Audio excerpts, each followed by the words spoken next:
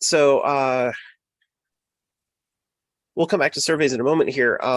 Our phase two that we were talking about was an organizing committee. So once you kind of have a sense from your groundwork research of what people are interested in and what organizations exist already and that sort of stuff, you could begin to think about, okay, what is my organization? What is my local Green Party going to stand for? What is going to be its major organizing point, at least to start with? So Lee Staples' book, which we mentioned earlier, has a few ideas around it, or about starting out. So, for example, what are you organizing around? Is it around turf? Which is a particular community? Are you organizing around a particular issue? Are you organizing around some identity? Or you're organizing around a workplace? So that would be like union organizing, which is a little bit out of scope for what we're talking about with political organizing here, but it is related because we, of course, should work with unions and workplaces and all as part of a mass movement. I'd also say too that there's while our capacity might not allow us to do it right now, there's a major vacuum in especially lower level service industry, workplace organizing, right? My brother-in-law a while back worked for a sandwich shop, and I was at my mother-in-law's picking my son up, and he came in and he looked at me and he said, "Chris, help me start a union." Now, he was fired 2 days later, and it wasn't because he said, "Chris, help me start a union." There were other things going on, but that led him to want a union, and led to his firing eventually. But my response was to give him some basic advice and then reach out to my labor contacts. And I live in a state capital. Every single major union that operates within the state of Illinois has an office in my town. When I talked to the former president of the Trades and Labor Association that I've organized with for a decade, he told me there's not a single union in town engaged in service industry organizing. They're all here, and none of them are engaging our local service industry. So it's probably not the best place to start, right? Because it's a big thing. But I do think even as political organizers, even as green organizers, we need to recognize that gap, that void, the vacuum that exists in workplace organizing. And when we look also at the successes and failures in workplace organizing in recent years, big unions trying to go into Bessemer, Alabama, and run a top-down, outside organizer-ran union drive may or may not have failed, depending on the level, of non-tomfoolery that Amazon got down to, right? But when the vote came out, they failed. It didn't work, and we can absolutely have real legitimate discussions about whether they really failed or whether Amazon broke the law. But where we saw a success organizing Amazon was bottom-up independent organizing, right? So we shouldn't leave the workplace organizing to these behemoths. I often call most of our major unions in the United States, I often call them collaborationist unions. They no longer fight capital.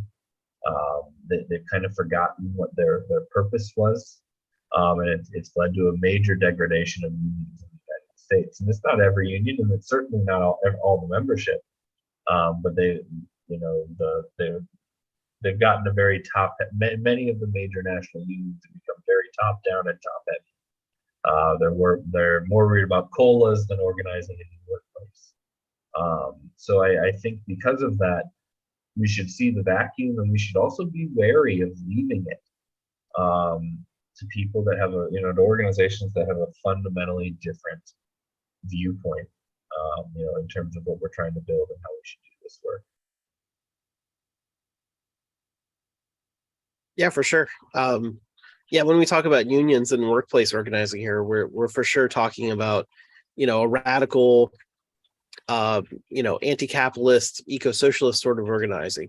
And unfortunately, a lot of the, especially older unions have been essentially captured by capital and the Democratic Party at this point.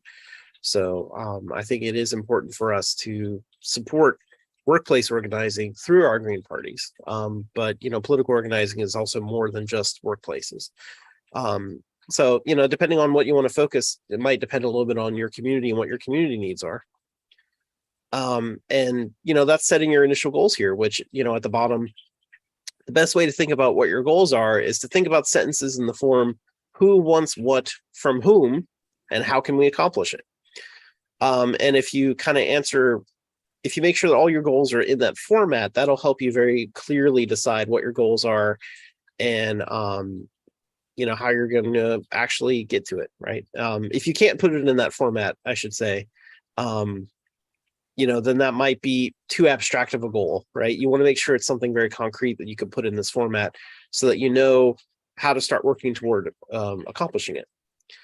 The who is your membership, your organization, and also, in conjunction with your allies, in consultation with your allies. The what is, of course, the goal, the thing that you want to do, and the whom is who you're acting toward or against, or whatever the appropriate term is.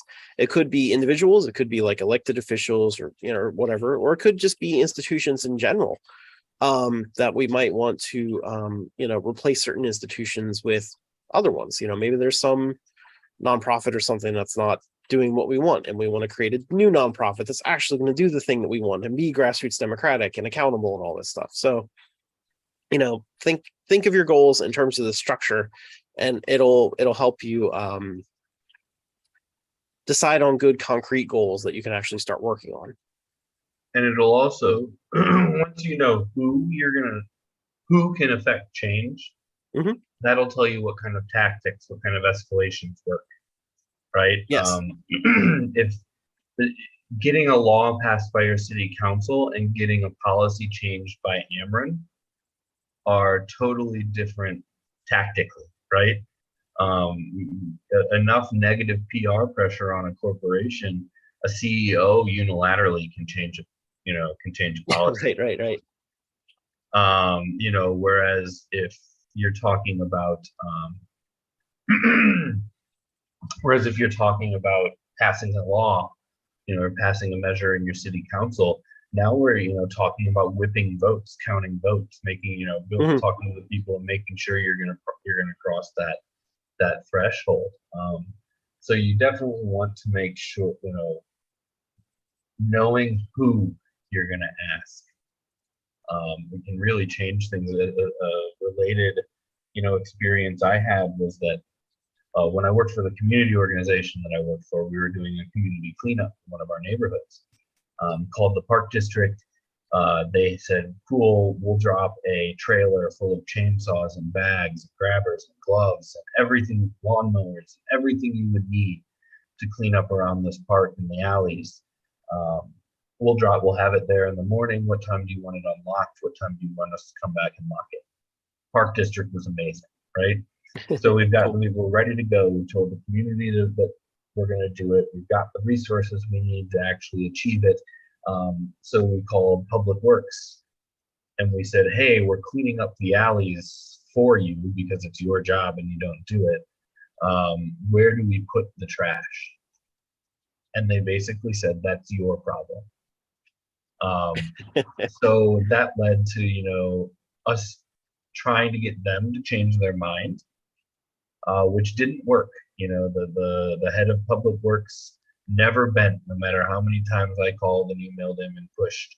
He never once bent on helping us get rid of the trash that frankly is his trash.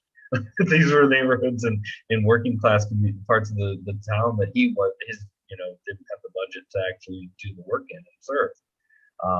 So I talked about escalation earlier, right? You ask nicely first. And then when you get mad, they can't say, well, you just came in here screaming. It's like, no, I asked you nicely first. And then I came in here screaming. And then when it still didn't work, I called him the day before the cleanup and he didn't answer. And I left a message and I said, okay, so the cleanup's happening on Saturday. You have until tomorrow to tell me where I'm going to put this trash. If you continue to say that this is my problem, where I'm going to take the trash is City Hall at 5 p.m. on Tuesday, right before City Council. We're Mhm. going to dump it all in front of City Hall. We're going to do a press conference, and we're going to talk about how you didn't, how Public Works wasn't helping us on this. I had a voicemail within a half an hour telling me the specific city-owned lot where we could put all the trash and it would be picked up by Monday because he did not want it to be sitting there Tuesday to give us that opportunity to publicly embarrass him, right? And that's kind of what Scout Trooper was talking about earlier in terms of public opinion and public pressure, right? So we actually shifted who could make the decision, right? We started by asking Public Works and working through their leadership. But when their leadership didn't give us anyone, we went above their head. And the threat of embarrassing them to their bosses had an immediate result. Mhm. Yeah, I like that story. Yeah, so that's I think this is a good structure on how to think about your goals, and like Chris said, those goals can shift over time. These are only initial goals. You should definitely revise them based on material conditions on the ground and as more people come in. But this is a good way to structure them to make sure that you're sticking with concrete goals and you're not getting too abstract and weird and unobtainable.